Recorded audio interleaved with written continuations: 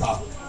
A právě proto, my jsme kdysi zpívali originál Tornero, ale fakt tady jste udělali takovou kalamajku. Máš diskotéku? Takže my jsme se radši vybrali od těžkého pokondra Torpedo.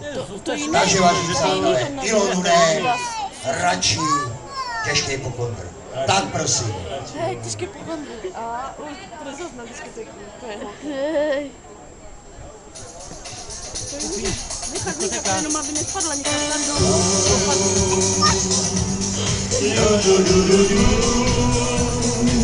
Pomalinku.